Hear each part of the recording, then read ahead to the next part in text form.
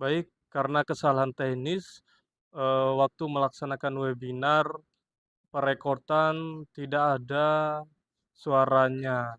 Jadi di sini saya akan menyampaikan, eee, apa saja yang saya jelaskan di dalam video, tangkapan layar ini. Jadi pertama-tama saya menyampaikan materi tentang disiplin positif dan nilai-nilai kebajikan universal. Ya, di sini saya akan menjelaskan dulu apa itu makna kata disiplin. Jadi disiplin itu berasal dari bahasa Latin yaitu disciplina yang artinya belajar. Makna asal-usul kata ini berkonotasi dengan disiplin diri dari murid-murid Sokrates dan Plato. Disiplin diri membuat orang menggali potensinya menuju sebuah tujuan, apa yang dia hargai. Namun di dalam budaya kita, makna kata disiplin telah berubah menjadi sesuatu yang dilakukan seorang pada orang lain untuk mendapatkan kepatuhan. Kecenderungan umum adalah menghubungkan kata disiplin dengan ketidaknyamanan, bukan dengan apa yang kita hargai atau pencapaian suatu tujuan mulia, tetapi lebih kepada pemaksaan kehendak kita atau pemaksaan aturan supaya eh, nanti bisa dituruti oleh orang-orang yang kita harapkan yang dalam hal ini adalah murid. Murid kita mematuhi peraturan atau apa saja yang, eee, ingin kita capai. Jadi cenderung murid tidak bisa berekspresi sesuai keinginannya sendiri. Jadi murid merasa, eee apa yang diperintah guru, saya harus turuti. Disitulah makna disiplin yang selama ini kita tahu atau kita pahami.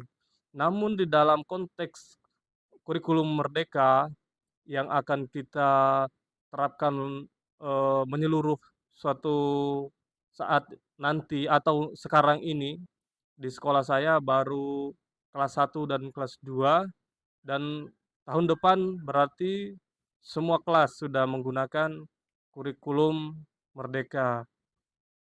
Selanjutnya, yang diharapkan di dalam kurikulum merdeka atau juga bisa dikatakan menurut teori, Ki Hajar Dewantara, guru tidak bisa menggurui atau memaksakan apa yang dia inginkan, tapi kita lebih kepada merawat atau mengarahkan, seperti petani yang merawat ladang sawahnya. Jadi kita tidak bisa merubah jagung menjadi padi, atau padi menjadi pohon buah, seperti itu. Jadi di sini kita mengharapkan, eee, disiplin di sini merupakan pilihan, dari siswa atau murid kita, bukan keinginan kita sendiri. Jadi di sini, eee disiplin positiflah yang akan kita terapkan, bukan disiplin yang selama ini yang kita, eee, tahu, disiplin yang tidak mengenal kiri kanan atau mengenal di sini juga, eee, saya menjelaskan tentang paradigma teori kontrol atau teori pilihan atau isu kontrol. Jadi di sini kita berusaha untuk mengontrol murid, eee, berdasarkan apa yang dia inginkan. Jadi kita tidak memaksakan keinginan kita, tetapi di sini kita berusaha siswa atau murid kita benar-benar melakukan sesuatu berdasarkan keinginannya dia. Jadi dia berbuat baik, berbuat patuh, atau menuruti peraturan di sekolah karena benar-benar dia ingin melakukan hal tersebut, bukan karena keinginan kita. Nah, di sini juga kita mengenal tentang stimulus respon dan teori kontrolnya, tentang kita mencoba mengubah orang agar berpandangan sama dengan kita, itu stimulus responnya. Terus di teori kontrolnya kita berusaha memahami pandangan orang lain tentang dunia. Jadi kita tidak bisa mengubah pandangan orang, eee, yang dimaksud di sini adalah siswa kita, murid kita, tentang sesuatu. Kita harus memahami, apa sih atau bagaimana sih pandangan dia terhadap sesuatu. Dengan memahami pandangannya dia, jadi kita bisa memecahkan permasalahan, di antara guru dan murid, persepsi yang berbeda. Terus selanjutnya stimulus respon di sini, perilaku buruk perilaku buruk dilihat sebagai suatu kesalahan. Tetapi di teori kontrol, semua perilaku memiliki tujuan. Jadi di dalam, eee, kehidupan atau di dunia sekolah, kita melihat sering siswa kita, murid kita melakukan sebuah kesalahan, sebuah pelanggaran, janganlah kita langsung men-judge atau memvonis, siswa kita tersebut bahwa dia benar-benar melakukannya karena, "Oh, ini salah," gitu. Salah-salah, benar-benar. Kita harus melihat sudut pandangnya dari murid tersebut. Dia memiliki motivasi atau tujuan melakukan hal tersebut kenapa. Jadi kita harus lebih mendalami karakter murid kita, jangan kita hanya berdasarkan asumsi kita saja. Yang selanjutnya orang lain bisa mengontrol saya, itu stimulus responnya, dan di teori kontrol, hanya Anda yang bisa mengontrol diri Anda. Jadi, di sini kita lihat, kita tidak bisa mengontrol murid kita sepenuh atau sekemauan kita. Yang bisa mengontrol mereka adalah diri mereka sendiri.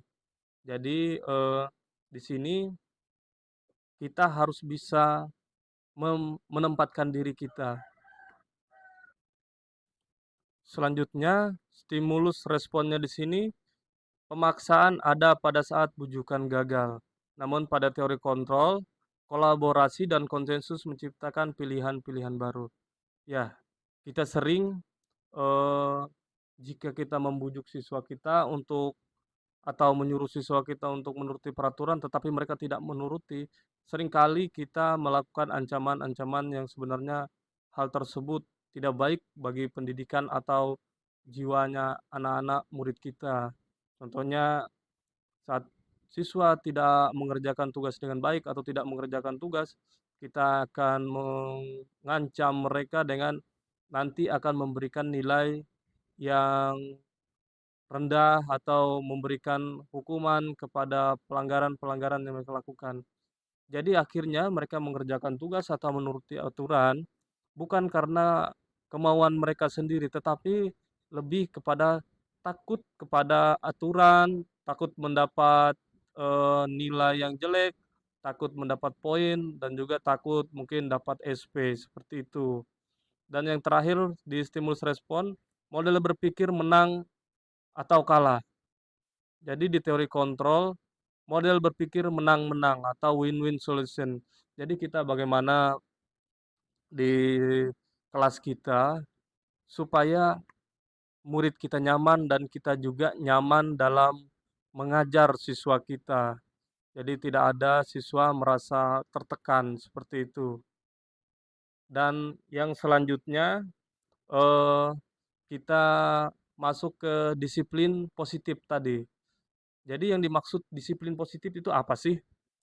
Jadi di sini disiplin positif adalah, eee, pendekatan yang berfokus pada membangun hubungan positif, mengajarkan keterampilan, dan mendorong perilaku positif. Disiplin positif tidak menggunakan hukuman atau ancaman, melainkan menggunakan berbagai strategi untuk membantu siswa belajar dari kesalahan mereka dan mengembangkan perilaku yang diinginkan. Jadi pendekatan positif itu, bagaimana kita membangun relasi yang baik dengan siswa kita. Jadi siswa kita akan mengikuti kita dengan penuh kesadaran dan penuh keriangan, gembira, dan juga mereka punya tanggung jawab untuk melakukan hal-hal tersebut. Sehingga diharapkan, perilaku positif akan tercipta dengan, eee sendirinya dengan alami, bukan karena keterpaksaan-keterpaksaan yang kita paksakan kepada siswa kita. Jadi di sini jelas tujuan disiplin positif itu adalah untuk membangun hubungan positif antara guru dan siswa, juga mengajari keterampilan yang diperlukan untuk untuk sukses di sekolah maupun di dalam hidupnya siswa suatu saat nanti.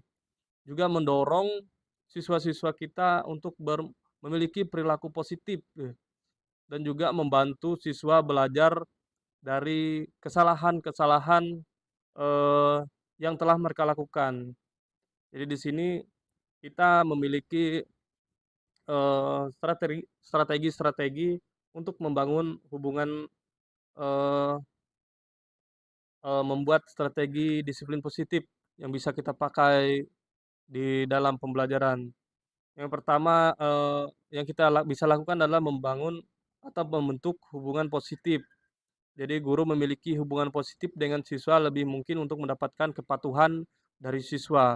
Jadi saat, kita dekat dengan siswa, jadi cenderung siswa akan mudah untuk mengikuti instruksi kita atau patuh terhadap apa yang kita perintahkan kepada mereka. Terus pembelajaran keterampilan, guru dapat membantu siswa belajar keterampilan yang diperlukan untuk sukses di sekolah dan dalam hidup mereka, seperti keterampilan konsentrasi, keterampilan memecahkan masalah, dan keterampilan sosial. Jadi kalau kita, mengajarkan siswa tentang keterampilan-keterampilan tersebut, Eee, lebih mungkin siswa untuk antusias mengikuti pembelajaran-pembelajaran yang kita lakukan. Terus penguatan penggunaan penguatan positif. Jadi kita menggunakan penguatan positif seperti pujian, penghargaan, atau kesempatan untuk membantu dapat digunakan untuk mendorong perilaku positif dari murid-murid kita atau siswa-siswa kita. Dan yang selanjutnya konseling. Jadi di sini saya sering juga dengan siswa saya memanggil mereka secara pribadi, seandainya mereka mendapatkan nilai yang rendah atau juga tidak mengerjakan tugas, supaya kita tahu alasan mereka itu kenapa. Jadi di sini, ya harus banyak-banyak kita melakukan sisi konseling baik pribadi maupun secara berkelompok kepada siswa-siswa. Oke, jadi itu, materi disiplin positif yang pertama saya sampaikan. Terus selanjutnya kita masuk ke nilai-nilai kebajikan universal. Di sini, eee, yang dimaksud nilai-nilai kebajikan universal itu apa sih? Oke, jadi nilai-nilai kebajikan universal itu adalah nilai-nilai yang disepakati bersama oleh masyarakat, terlepas dari suku bangsa, agama, bahasa, atau latar belakang lainnya. Jadi nilai-nilai kebajikan universal yang umum, yang perlu diajarkan di sekolah itu yang pertama adalah empati. Jadi empati itu adalah kemampuan memahami dan merasakan perspektif orang lain. Jadi, dengan mengajarkan nilai-nilai kebajikan ini, diharapkan siswa-siswa itu memahami atau mengerti tentang orang lain. Terus selanjutnya adalah suara hati. Suara hati itu adalah kemampuan untuk membedakan mana yang benar dan mana yang salah. Jadi siswa itu sudah paham yang benar itu gimana, yang salah itu yang bagaimana. Sehingga mereka, eee, tidak lepas kendali atau sesuka-suka mereka untuk bertindak. Mereka tahu melakukan hal ini benar dan melakukan ini salah. Terus selanjutnya kontrol diri. Kontrol diri adalah kemampuan menahan diri dari perilaku yang tidak diinginkan.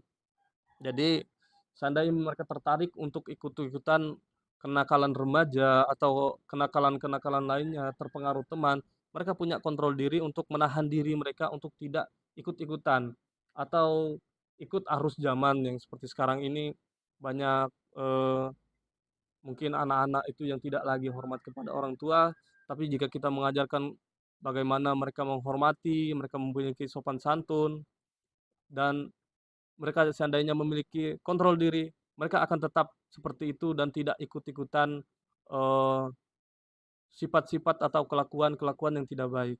Selanjutnya adalah rasa hormat. Rasa hormat itu adalah kemampuan untuk menghargai orang lain.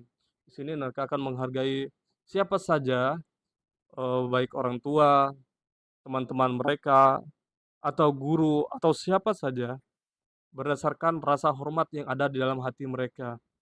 Selanjutnya adalah kebaikan. Kebaikan itu perlu diajarkan kepada murid-murid kita, eee, di mana di situ adalah keinginan untuk berbuat baik atau bagaimana saja dan di mana saja, untuk bertindak hal-hal yang baik, tidak melakukan hal-hal yang tidak sesuai dengan aturan atau norma-norma. Selanjutnya yang perlu kita ajarkan juga adalah toleransi. Jadi toleransi di sini kemampuan untuk menerima perbedaan dengan orang lain. Jadi, baik itu toleransi antar agama atau juga mungkin perbedaan suku atau golongan seperti itu, kita memiliki, rasa toleransi atau rasa menerima bahwa orang lain itu memang berbeda dari kita. Jadi kita akan menghargai mereka walaupun kita berbeda. Yang selanjutnya, yang perlu juga diajarkan adalah keadilan. Jadi keadilan ada perlakuan sama kepada semua orang terlepas dari perbedaannya. Jadi walaupun kita, eee, berbeda-beda, tetapi kita itu sama, diperlakukan sama maksudnya di sini diperlakukan adil, tidak membeda-bedakan. Jadi dari materi disiplin positif dan nilai nilai kebajikan universal ini sangat berkaitan atau sangat-sangat, eee, sama-sama membutuhkan begitu, keterkaitan. Eee, di sini dikatakan juga bahwa disiplin positif dan kebajikan universal adalah 2 konsep yang saling melengkapi dalam pendidikan. Jadi dengan menerapkan disiplin positif dan mengajarkan nilai-nilai kebajikan universal, guru dapat membantu siswa menjadi individu yang sukses dan bertanggung jawab. Jadi dengan kita membangun disiplin positif, maka akan terciptalah nilai-nilai kebajikan universal. Jadi di sini memang, perlu kita membangun disiplin positif kepada siswa-siswa kita. Di sini dapat, apa namanya, disimpulkan bahwa, disiplin positif dan nilai-nilai kebajikan universal yang dapat membantu siswa, contohnya di sini membangun hubungan positif dengan orang lain. Jadi, kita membuat siswa itu bisa membangun hubungan, eee, dengan siapa saja tanpa membeda-bedakan. Terus juga mereka dikembangkan keterampilan yang diperlukan untuk sukses di sekolah maupun di dalam kehidupan mereka mendatang. Dan selanjutnya adalah menjadi anggota masyarakat yang bertanggung jawab. Jadi diharapkan dengan disiplin positif dan juga kita mengajarkan nilai-nilai kebajikan, setelah, murid-murid kita terjun ke masyarakat, mereka bisa menjadi anggota masyarakat yang baik dan juga bertanggung jawab, dan mampu berperilaku sesuai norma-norma, eee, yang berlaku di masyarakat. Oke, baik kita masuk materi yang berikutnya. Yaitu materi tentang teori motivasi, hukuman dan penghargaan, dan restitusi. Jadi, di sini kita masuk ke pertama yaitu teori motivasi.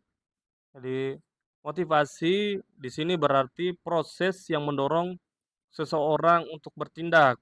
Motivasi dapat berasal dari berbagai faktor, baik faktor internal maupun eksternal. Hukuman dan penghargaan adalah dua strategi yang sering digunakan untuk memotivasi orang untuk berperilaku tertentu.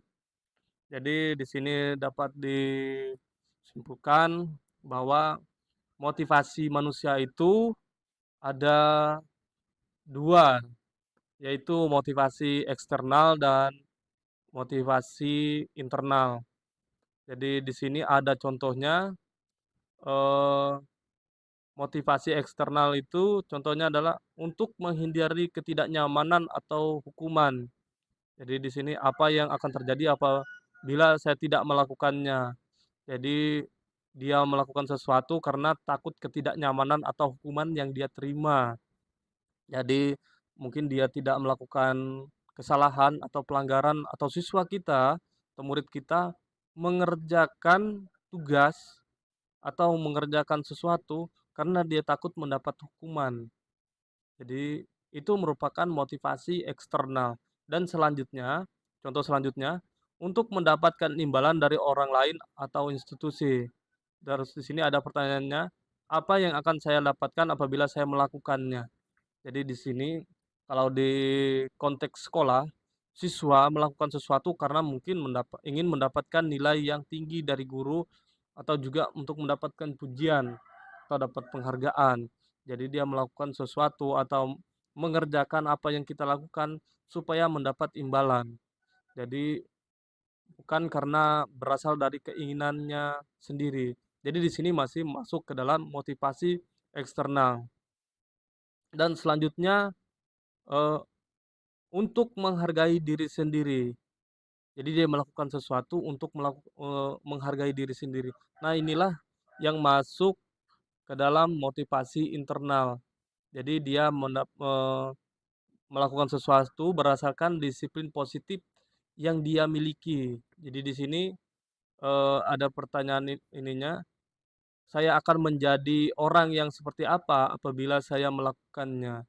Jadi di sini kita berharap dengan, eee, dari materi yang pertama tadi, teori tentang disiplin positif, tentang kebajikan universal, di sini murid kita atau siswa kita melakukannya berdasarkan dari motivasi internal mereka, bukan karena motivasi eksternal. Sehingga, eee, kebajikan universal itu bisa tercipta dan juga bertumbuh dengan subur di dalam perilaku dan tindak tanduk siswa-siswa kita. Eee, Terus juga di sini dijelaskan tentang filosofi Ki Hajar Dewantara tentang merdeka. Nah sekarang kita, eee, mulai beralih ke kurikulum merdeka dari kurikulum ke-13. Jadi merdeka menurut filosofi Ki Hajar Dewantara di sini, merdeka itu artinya tidak hanya terlepas dari perintah, akan tetapi juga cakap buat memerintah diri sendiri. Jadi di sini siswa atau murid-murid kita, walaupun mereka merdeka untuk, eee, melakukan sesuatu atau bertindak, tetapi mereka harus sesuai dengan koridor-koridor yang berlaku. Jadi mereka tetap mematuhi, norma-norma yang berlaku baik di sekolah maupun di masyarakat. Jadi diharapkan di sini walaupun mereka merdeka, mereka melakukan kemerdekaan mereka itu dengan penuh tanggung jawab. Jadi di sini ada 3 teori, eee, motivasi yang berbeda, yaitu teori kebutuhan. Teori ini menjelaskan bahwa motivasi untuk, memenuhi kebutuhan mereka. Contohnya mungkin motivasi siswa untuk rajin, untuk mengerjakan dengan cepat tugas kita yang kita berikan adalah untuk mendapat nilai yang tinggi. Mereka butuh nilai yang tinggi.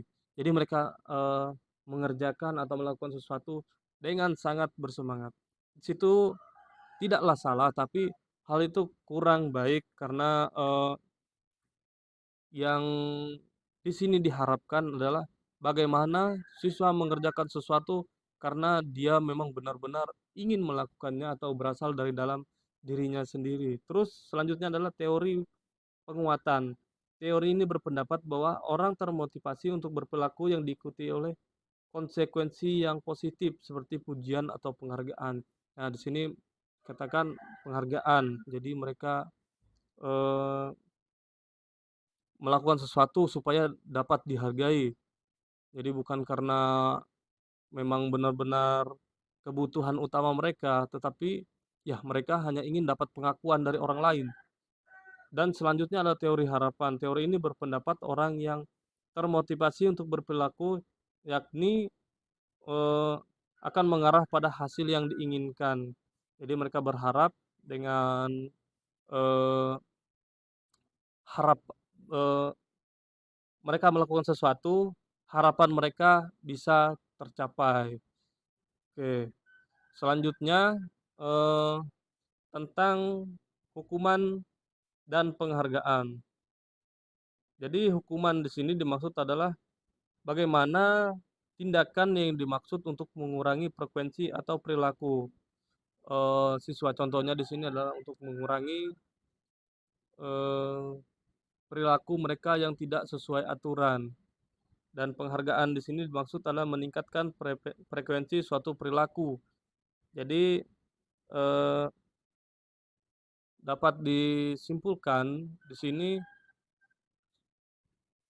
jadi di sini ada 2 hal yang biasa atau yang dilakukan di dalam teori motivasi, yaitu penghargaan dan juga hukuman.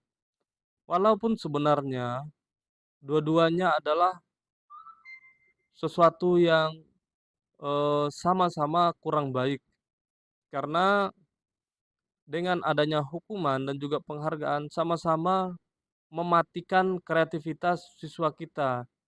Jadi mereka melakukan sesuatu atau membuat berbagai hal, ya karena takut, eee, dihukum, takut mendapatkan, eee, berbagai macam konsekuensi dari tidak melakukan hal tersebut. Dan juga mereka bisa menjadi penghargaan yang kita berikan juga bisa menjadi sebuah hukuman bagi mereka. Mereka melakukan sesuatu yang baik atau bagaimanapun karena mereka motivasinya bukan karena ingin berbuat baik, tetapi karena untuk mendapatkan penghargaan, mendapatkan pengakuan.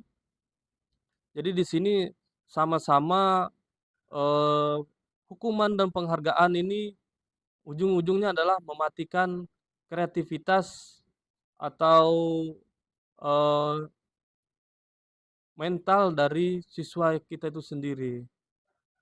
Jadi di sini, kita sebagai guru harus benar-benar bagaimana menyikapi siswa kita supaya tumbuhnya disiplin positif guna terciptanya kebajikan universal. Jadi bukan hanya karena, ada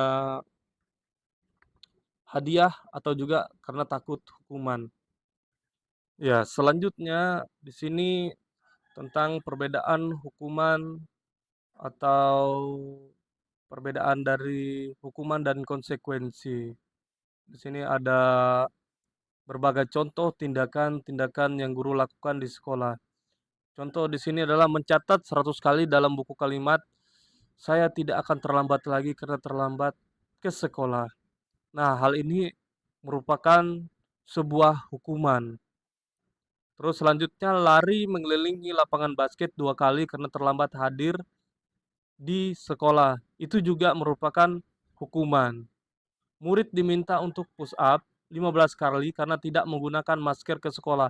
Hal itu juga merupakan hukuman. Terus selanjutnya, mengganti kertas tugas teman yang telah dicoret-coret. Nah, di sini dikatakan adalah konsekuensi. Terus selanjutnya membersihkan tumpahan air di meja tulis karena tersenggol pada saat belajar, itu juga konsekuensi. Dan selanjutnya murid disuruh untuk tidak mengenakan sepatu seharian di sekolah karena mengenakan sepatu warna hitam. Itu dianggap sebagai sebuah hukuman. Terus selanjutnya, lari mengelilingi lapangan basket 2 kali karena terlambat 10 menit untuk pelajaran PJOK.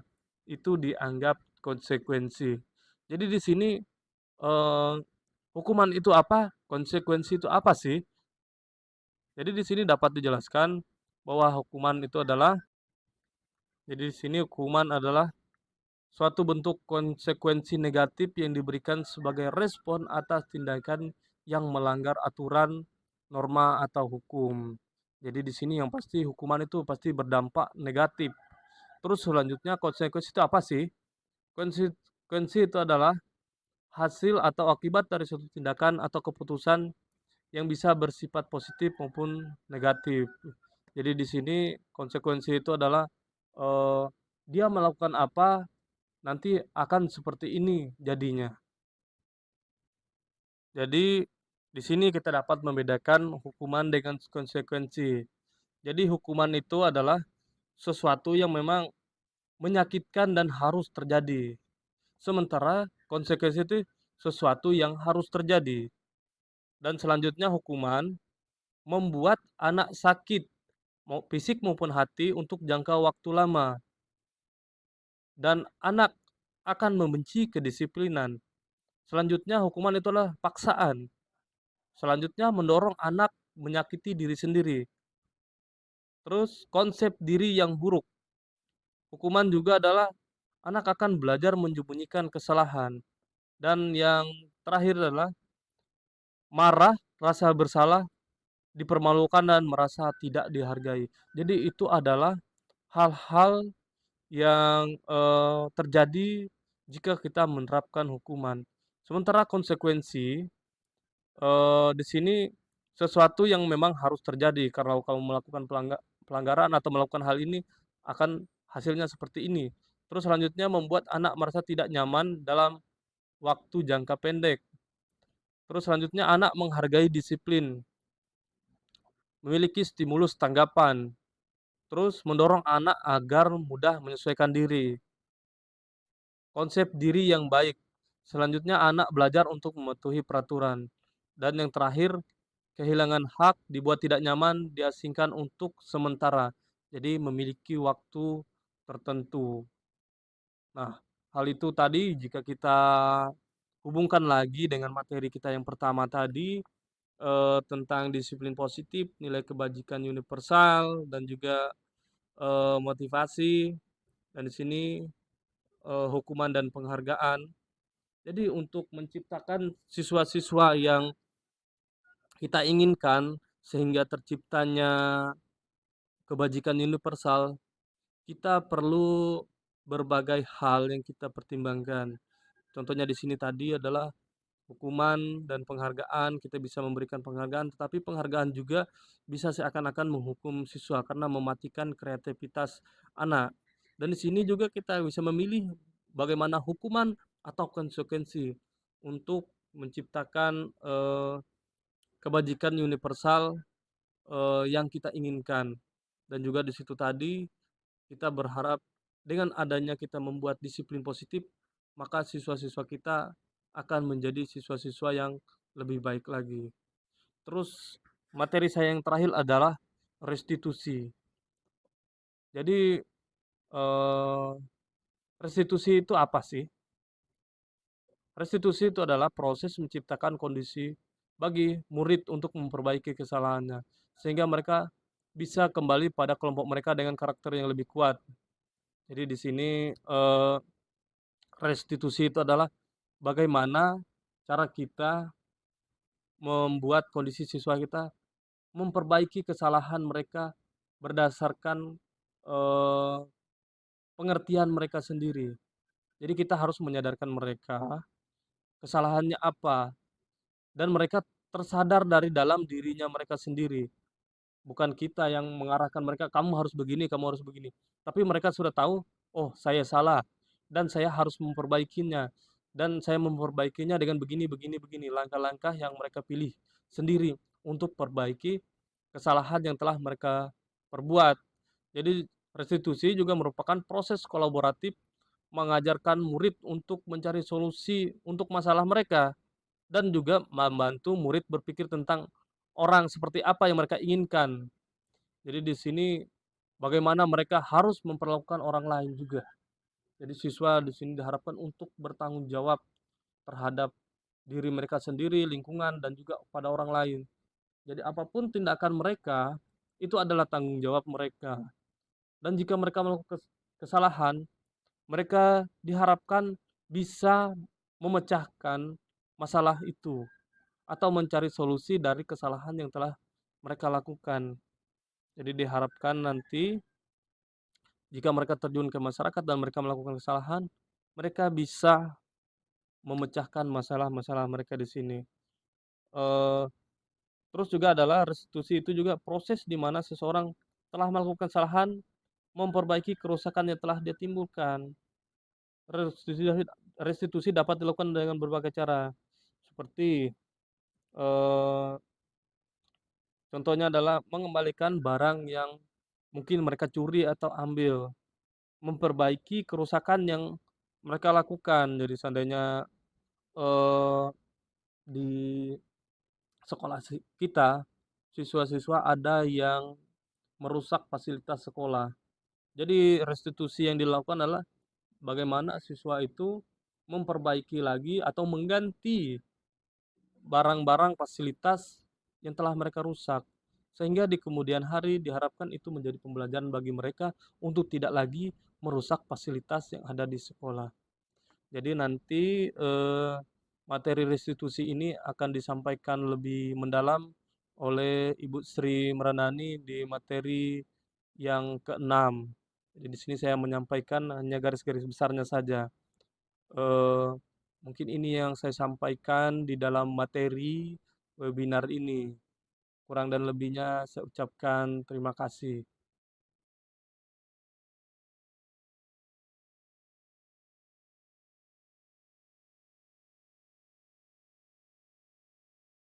Kemudian dilanjut kebutuhan dasar manusia dan dunia yang berkualitas. Monggo Bu Yeni, waktu dipersilahkan. Baik, terima kasih Bu Sri. Apakah suara saya dengar jelas, Bu? Terdengar sangat jelas Bu Yeni.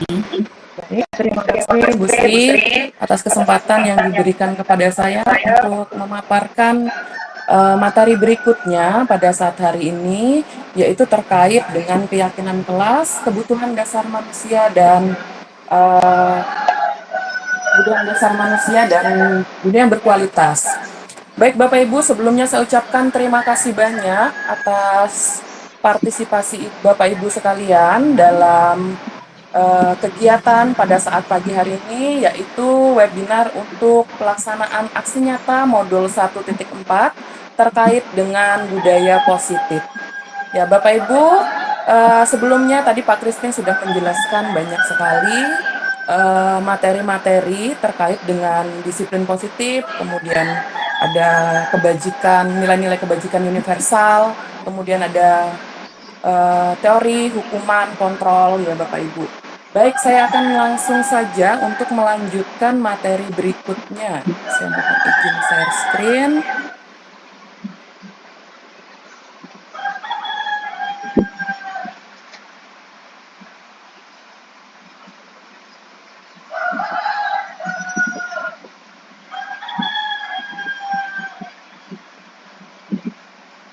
Ya, baik. Pada materi yang ketiga, yaitu terkait dengan keyakinan kelas, Bapak Ibu. Nah, keyakinan kelas ini sebenarnya sebelumnya itu sudah pernah kita buat, hanya saja dengan nama yang berbeda. Kalau sekarang itu disebut dengan keyakinan kelas, tetapi yang dulu itu disebut dengan peraturan kelas. Nah, kira-kira bagaimana sih antara peraturan kelas dan keyakinan kelas ini? Apakah dari peraturan dan keyakinan ini adalah hal yang sama seperti itu? Apakah memiliki makna yang sama seperti itu? Ternyata melalui pembelajaran dari guru penggerak ini Bapak Ibu, saya baru bisa memahami bahwa ternyata peraturan dan keyakinan itu adalah hal yang berbeda seperti itu. Bagaimana sih untuk peraturan kelas, kemudian bagaimana sih untuk keyakinan kelas, dan kemudian kira-kira dari dua hal ini yang baik atau yang bisa kita gunakan dalam sekolah atau kelas kita itu yang mana seperti itu? Apakah peraturan ataukah keyakinan seperti itu? Baik, di sini untuk pengantar ya, untuk pengantar kita Bapak Ibu, ada satu buah pertanyaan ya. Mengapa tidak peraturan saja? Mengapa harus keyakinan kelas seperti itu? Kalau dulu kita sering sekali memang membuat peraturan seperti itu. Tetapi kenapa kok sekarang itu harus dibuat dalam bentuk keyakinan, kok tidak peraturan saja seperti itu Bapak Ibu? Nah, kembali lagi kita melihat bahwa definisinya dari peraturan kelas adalah peraturan kelas adalah serangkaian aturan yang harus ditaati oleh semua warga kelas. Ya, peraturan kelas ini biasanya dibuat oleh guru ataupun kepala sekolah ataupun pihak sekolah seperti itu Bapak Ibu, dan diberlakukan secara sepihak. Nah, peraturan kelas dapat berupa aturan tertulis atau tidak tertulis. Jadi sebelumnya peraturan itu memang sudah kita buat di sekolah ini dengan kesepakatan antara guru atau pihak sekolah seperti itu, kemudian kita bentuk dalam bentuk peraturan, dan peraturan ini sudah dalam bentuk baku seperti itu. Nah, anak-anak tidak bisa lagi kita toleransi.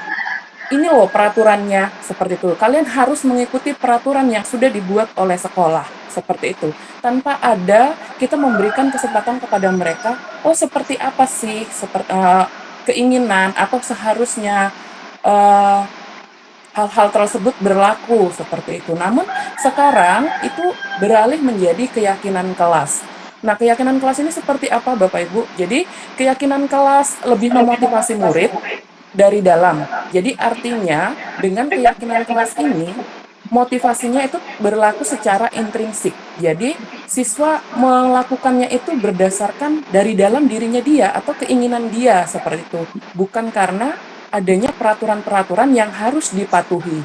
Kemudian dengan keyakinan keras ini, murid akan lebih tergerak dan bersemangat untuk menjalankan keyakinannya daripada hanya sekedar mengikuti serangkaian peraturan tertulis tanpa makna. Nah, dari keyakinan kelas yang dibuat itu Bapak Ibu, karena dalam proses pembuatannya nanti itu kita melibatkan peserta didik kita, sehingga mereka bisa menyampaikan, oh kami itu inginnya seperti ini, keyakinan kelas ini loh yang ingin kami buat. Nah, dari berdasarkan kita libatkan mereka untuk membuat keyakinan kelas ini, artinya inilah yang mereka sampaikan, inilah yang mereka inginkan, sehingga mereka bisa menjalankan keyakinan-keyakinan tersebut dengan hati yang lapang, kemudian tidak ada paksaan, seperti itu.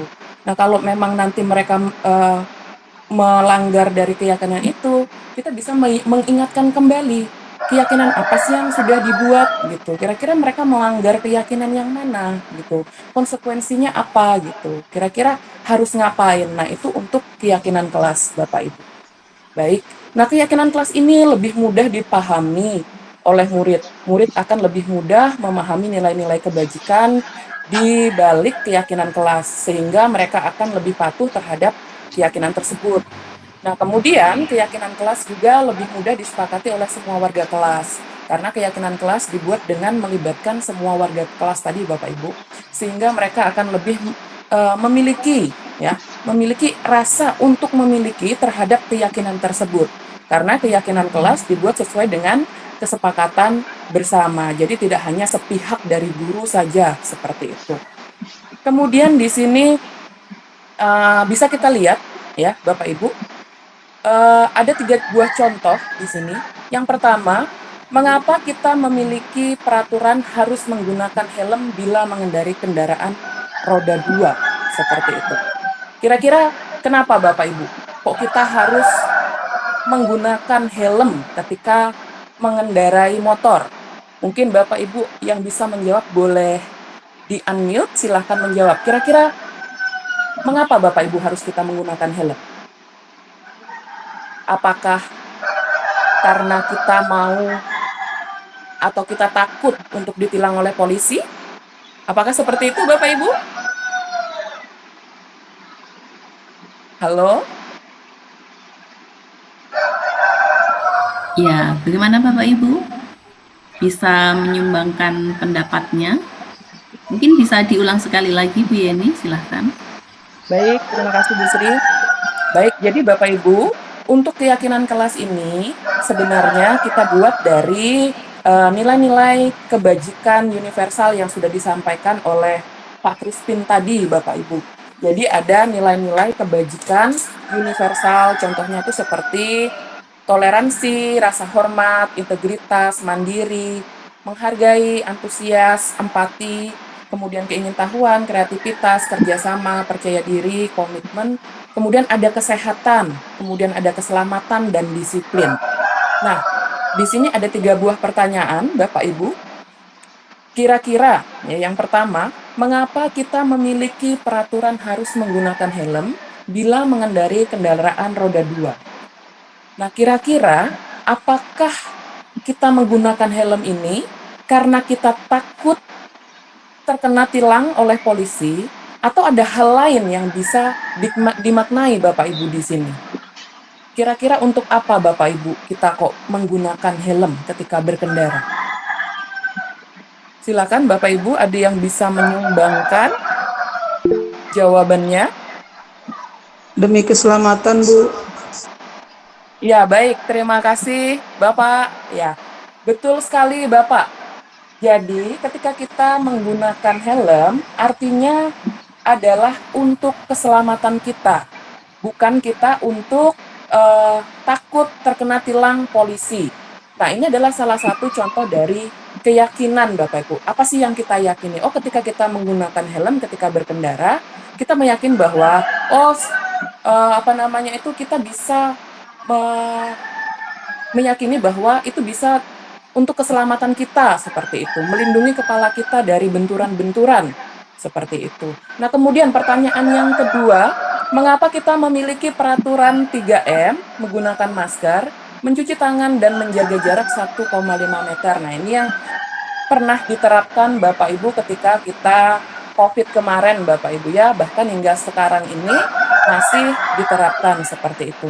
Nah, kira-kira Bapak Ibu, ketika kita menggunakan masker, kemudian mencuci tangan, menjaga jarak, ketika kita menggunakan masker, apakah yang kita bisa maknai dari situ? Apakah kita tidak ingin wajah kita terlihat oleh orang lain sehingga kita menutupi dengan masker? Ya, apakah seperti itu?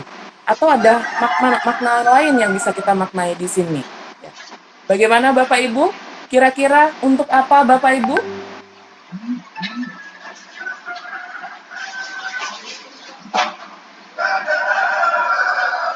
Ada yang bisa membantu saya? Kira-kira Ya, silakan Bapak Ibu. Jadi kalau kita lihat diri kita sendiri begitu, kita alasan apa sih sebenarnya yang mendasari kita memakai masker? Apakah hanya sekedar karena memang ini aturannya pakai masker, atau karena mau menutupi jerawatnya, atau ada motivasi lain dari selain alasan yang sudah saya sebutkan tadi. Nah, monggo silakan bisa menyumbangkan pendapatnya Bapak Ibu, dipersilahkan.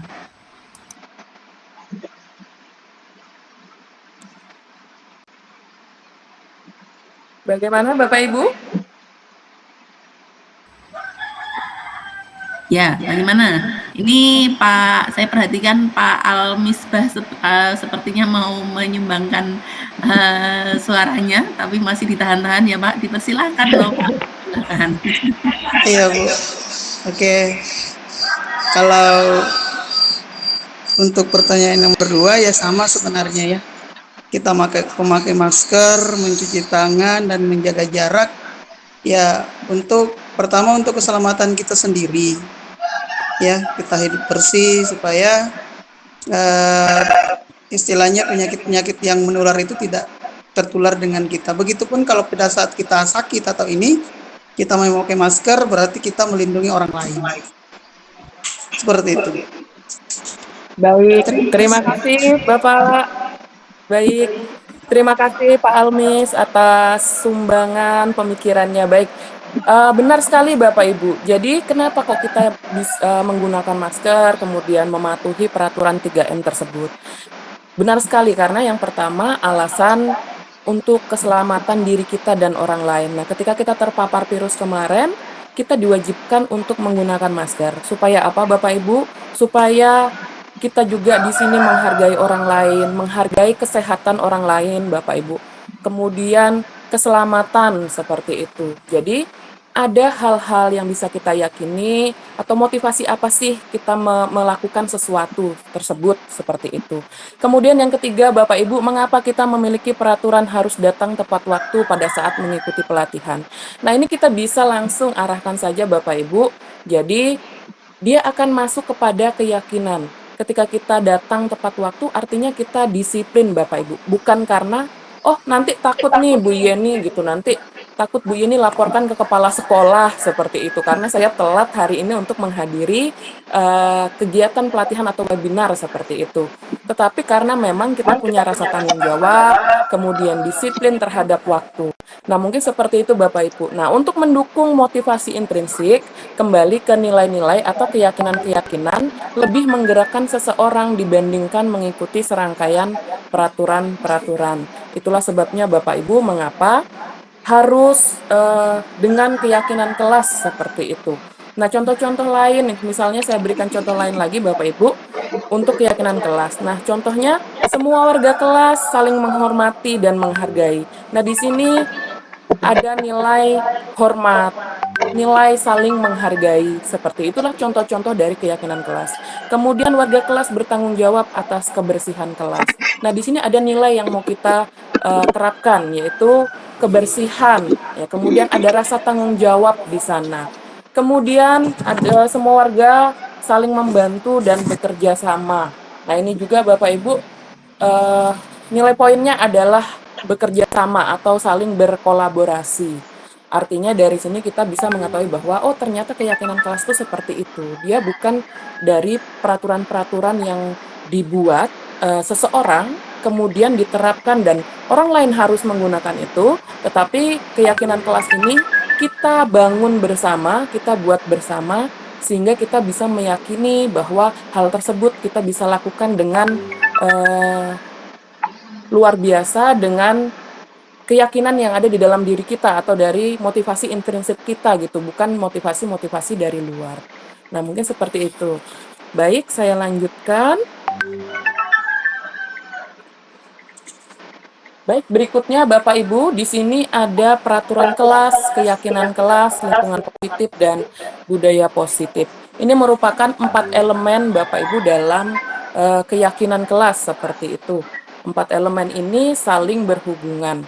Nah, seperti yang saya jelaskan di awal tadi, sebelumnya dulu itu kita membuat peraturan kelas. Nah, peraturan kelas ini sudah guru kemudian atau warga sekolah, pendidik membuat peraturan, kemudian kita sajikan atau kita berikan kepada murid untuk dilaksanakan oleh mereka.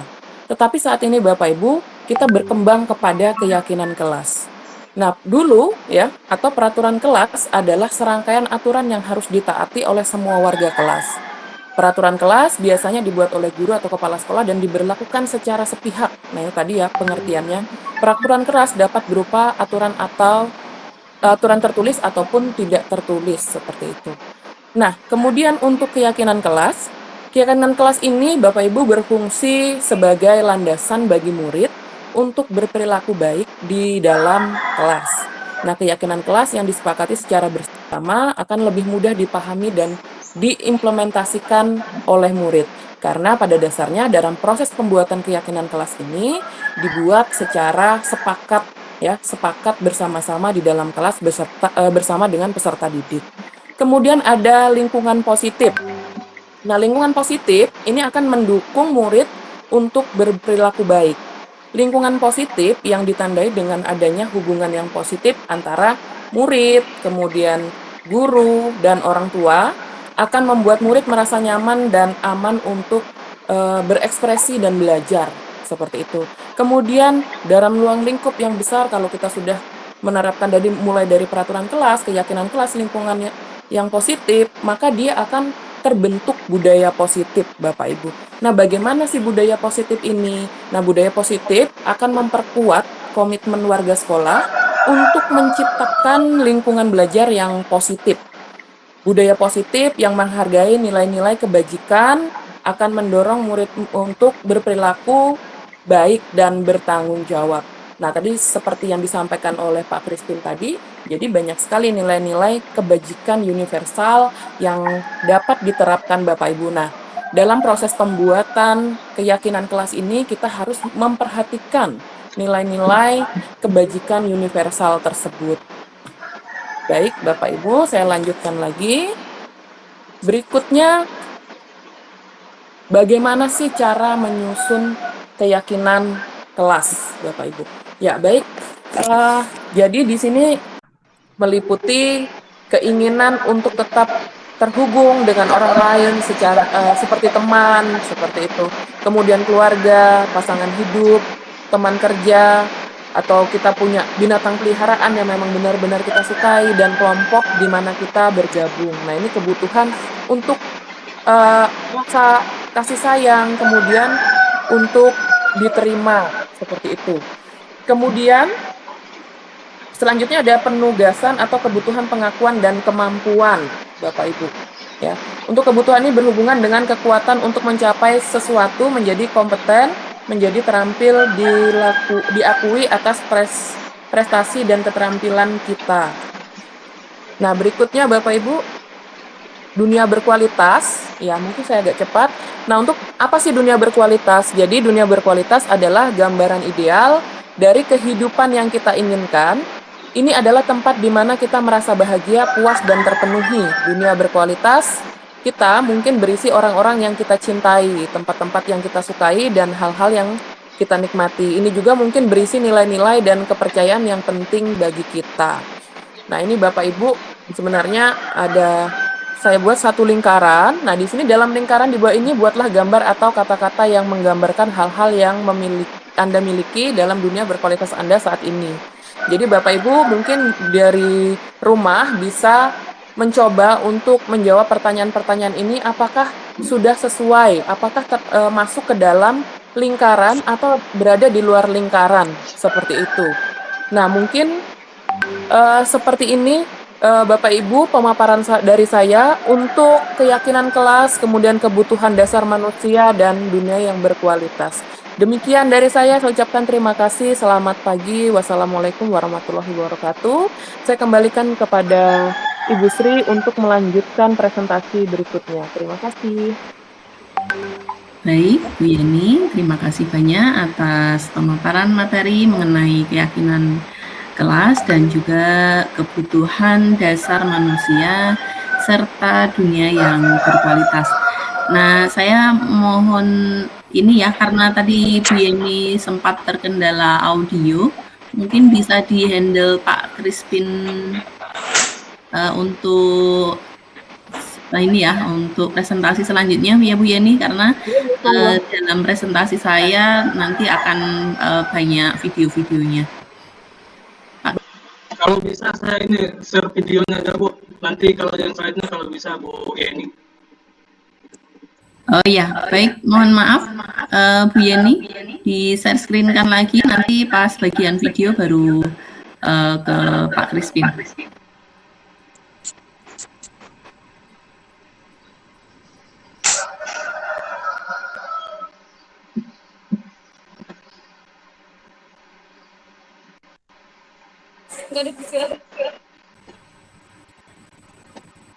Ya, baik Bapak Ibu, saya mohon izin untuk mempresentasikan bagian saya, yaitu mengenai 5 posisi kontrol guru. Nah, ini nanti akan sangat menarik ya pembahasan kita Bapak Ibu guru. Jadi melalui pembahasan 5 kontrol guru ini, Bapak Ibu sekalian akan menilai diri Bapak Ibu sendiri saat ini. Posisi kontrol Bapak Ibu di sekolah itu di posisi kontrol yang mana. Jadi mari kita perhatikan dengan seksama.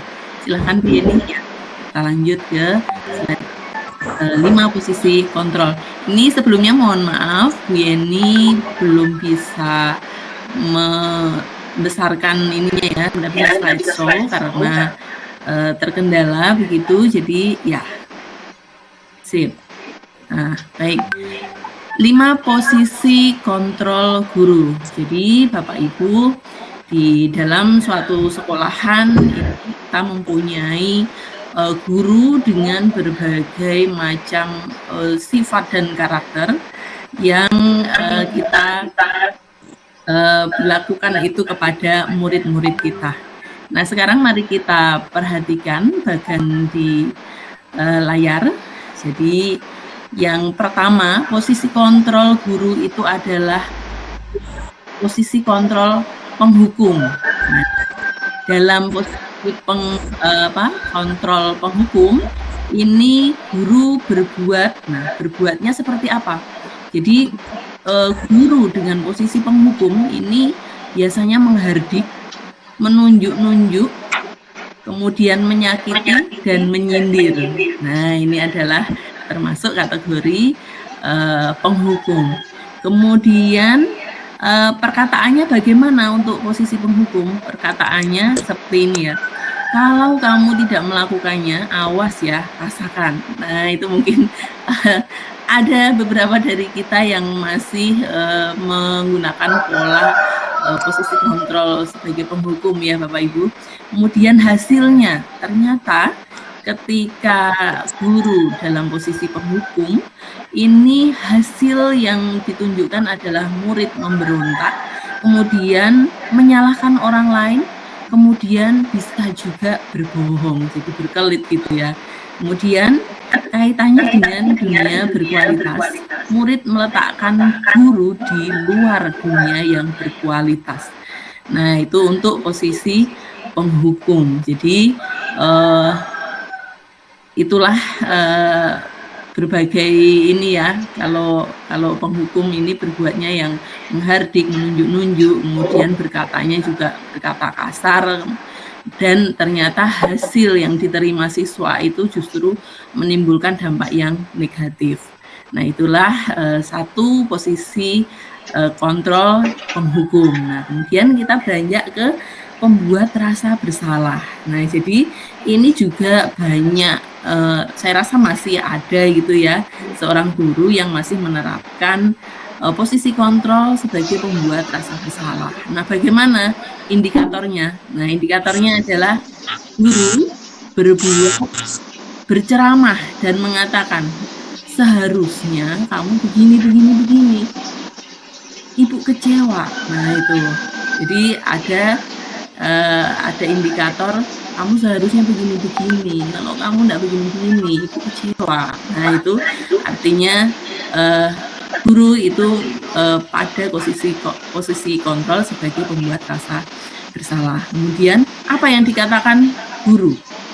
Kamu seharusnya, kamu sudah tahu, ibu lelah sekali mengatakannya, ibu stres. Nah, itu jadi kata-kata yang seperti itu kan membuat murid down ya Bapak Ibu.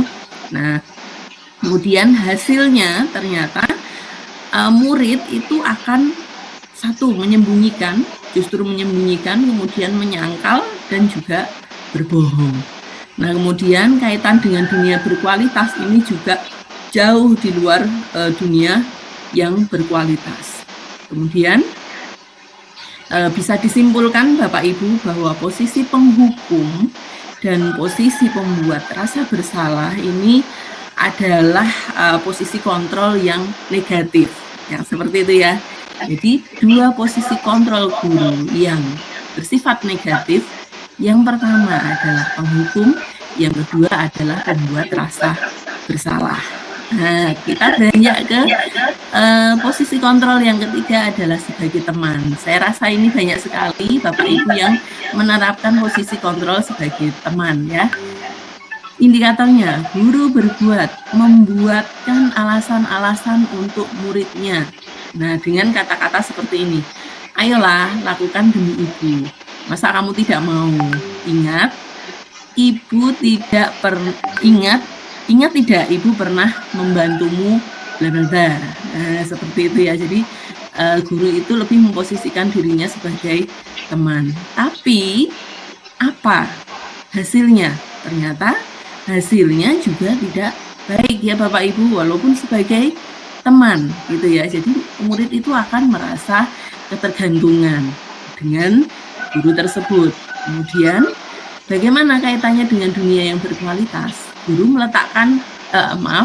meletakkan guru sebagai orang yang sangat penting di dunia yang berkualitas. Namun, saya ulangi sekali lagi, ini juga ada dampak negatifnya. Karena apa? Karena seseorang yang dekat dengan gurunya, yang kemudian guru menyambut dengan si murid ini juga melakukan sebagai teman, ini nanti efek negatifnya adalah pada guru lain. Maka dia akan nurutnya pada guru yang dianggap teman saja. Tapi dengan guru yang dia tidak pro gitu ya cuek saja gitu ya. Jadi itulah kelemahan dari ketika seorang guru itu memposisikan dirinya sebagai teman. Kemudian untuk posisi selanjutnya ada posisi pemantau. Nah, jadi guru itu berbuat menghitung dan mengukur. Bagaimana kata-katanya? Ayo, apa peraturannya? Misal anak terlambat. Ayo, kenapa terlambat? Apa peraturannya? Apa konsekuensinya bila terlambat? Nah, itulah posisi pemantau. Kemudian hasilnya murid akan menyesuaikan diri bila diawasi. Nah, seperti itu ya. Kemudian kaitannya dengan dunia berkualitas, murid meletakkan guru, peraturan dan hukum di dunia berkualitas. Jadi bisa kita simpulkan bahwa posisi teman dan posisi pemantau ini masih sifatnya posisi kontrol yang masih positif, begitu ya. Tapi Bapak Ibu perlu kita ketahui bersama, dan saya pun Bapak Ibu baru mengetahui bahwa ada lagi satu posisi kontrol itu yang benar-benar ideal, dan memang itulah yang harus diterapkan seorang guru. Posisi yang selayaknya harus diterapkan seorang guru, yaitu posisi manajer. Nah, mungkin Bapak Ibu berpikir apakah kemudian salah ketika kami memposisikan diri sebagai teman dan pemantau? Tentu saja tidak ya Bapak Ibu. Posisi yang benar-benar perlu dihindari seorang guru tentunya posisi kontrol yang bersifat negatif yang saya sampaikan sebelumnya, yaitu penghukum dan pembuat rasa bersalah. Namun posisi sebagai teman dan pemantau ini masih ada sisi positif dan masih bisa dilanjutkan. Namun kita harus mengetahui juga bahwasanya seorang guru juga ada satu lagi posisi yang idealnya harus kita kuasai, yaitu posisi sebagai manajer. Nah, guru berbuat mengajukan pertanyaan-pertanyaan ketika seorang murid itu mempunyai kasus atau mempunyai masalah. Nah, bagaimana guru berkata dalam posisi manajer? Nah, berkatanya adalah seperti ini. Apa yang kita yakini? Apa yang bisa kau kerjakan untuk memperbaiki masalah ini?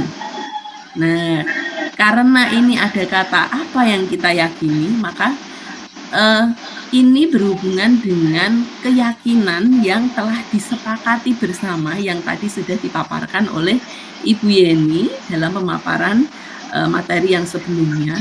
Itulah pentingnya kenapa di suatu sekolah itu harus ada yang pertama, ada kesepakatan atau keyakinan kelas, di mana keyakinan kelas itu tidak serta-merta terbentuk begitu saja tanpa ada kesepakatan dari warga sekolah. Tadi sudah disampaikan oleh Bu Yeni bahwa ada 6 langkah ketika mau membuat suatu keyakinan kelas atau keyakinan sekolah yang didasarkan pada nilai-nilai kebajikan universal. Contoh, nilai kebajikan universal itu seperti hormat menghormati, menghargai, toleransi, dan lain sebagainya. Nah, seperti itu ya, nanti kita bahas lebih lanjut. Kemudian hasilnya ketika guru di posisi manajer ini akan menguatkan pribadi-pribadi siswa, begitu ya. Jadi di dalam posisi manajer tidak ada penghukuman, tidak ada merasa bersalah, begitu ya. Jadi diharapkan dalam memposisikan diri sebagai manajer, siswa dapat terkuatkan. Nah, untuk kaitannya dengan dunia berkualitas, murid meletakkan dirinya sebagai individu yang positif dalam dunia yang berkualitas. Nah, jadi 5 posisi kontrol hubungannya dengan motivasi diri. Ya, tadi teori motivasi sudah disampaikan oleh Pak Crispin di awal, bahwa motivasi itu terdiri dari 2, motivasi eksternal dan motivasi intrinsik gitu ya, motivasi dari luar dan motivasi dari dalam pribadinya sendiri. Nah, jadi ketika seorang manajer ini, seorang guru bertindak sebagai manajer ini meminta atau mengarahkan siswa, kamu memperbaikinya itu harus memang dari motivasi dirimu sendiri untuk memperbaiki. Itu ya, bukan karena takut dihukum, bukan karena takut di pojokkan atau lain sebagainya. Intinya identitas untuk kontrol manager ini diharapkan akan membuat siswa itu keluar motivasi intrinsiknya dalam memperbaiki apa yang sedang kesalahan yang sedang dilakukannya. Nah, mungkin itu ya yang bisa saya sampaikan mengenai 5 posisi kontrol, di mana saya ulangi lagi, posisi pertama, kedua, penghukum dan pembuat rasa bersalah ini adalah bersifat negatif. Kemudian posisi teman, pemantau, dan manajer ini kontrol yang bersifat positif. Ya, next, ini. Nah, sekarang saya ingin mengajak Bapak Ibu untuk menyuarakan pendapatnya. Tadi sudah saya jabarkan di slide sebelumnya. Pernyataan-pernyataan yang ada di tabel ini, yang pertama ya Bapak Ibu, saya kecewa sekali dengan kamu. Nah, siapa yang mengatakan posisi kontrol yang mana kira-kira Bapak Ibu yang mengatakan saya kecewa sekali dengan kamu? Apakah posisi penghukum, pemantau, pembuat rasa bersalah, teman, atau manajer? Boleh Bapak Ibu berpendapat? Silakan. Silakan Bapak Ibu, kira-kira posisi kontrol yang mana yang mengatakan ini? Saya kecewa sekali dengan kamu. Bagaimana Bapak Ibu? Ada yang mau berpendapat? Silakan. Halo? Bagaimana Halo Bapak Ibu? Bapak Ibu, silakan. Bagaimana? Siapa yang mengatakan ini? Saya kecewa sekali dengan kamu. Gimana? Atau yang mau yang kedua? Kamu tidak pernah benar melakukannya. Nah, ini kira-kira apa Bapak Ibu? Pembuat merasa bersalah atau hukum? Kira-kira Bapak Ibu? Boleh open ininya ya, mic-nya. Halo, bagaimana Bapak Ibu? Ya, mungkin kita lanjutkan ke slide berikutnya ya, Bu Yeni. Oke. Biar kita tahu jawabannya. Nah, ini dia Bapak Ibu. Jadi pernyataan yang disampaikan di kolom pertama, saya kecewa sekali dengan kamu. Nah, ini adalah posisi kontrol pembuat orang merasa bersalah. Kemudian yang kedua, kamu tidak pernah benar melakukannya. Ini merupakan kata-kata yang dilontarkan oleh posisi penghukum. Kemudian, ayolah lakukan demi ibu atau bapak, ini merupakan posisi kontrol teman. Kemudian, apakah kamu mau mendapatkan stiker bintang hari ini? Nah, ini merupakan posisi pemantau. Kemudian, bagaimana kamu menyelesaikan masalah ini? Nah, ini adalah ciri khas dari posisi kontrol sebagai manajer. Kemudian, kamu selalu yang paling terakhir. Nah, itu adalah yang mengatakan adalah posisi sebagai penghukum. Seperti itu ya, Bapak Ibu. Nah, kemudian bisa ke slide selanjutnya. Silakan Bu Yeni. Nah, ini ada satu video Bapak Ibu yang bisa lebih memahamkan kita mengenai posisi kontrol. Mungkin Bu Yeni bisa play langsung, kita cek dulu.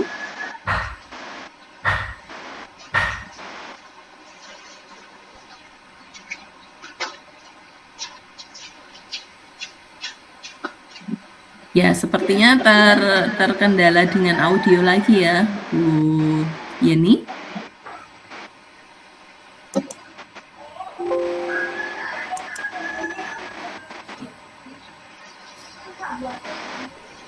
Ya mungkin silakan Pak Crispin untuk play Ya, video. Pak Crispin, mohon bantuannya untuk menyetel video.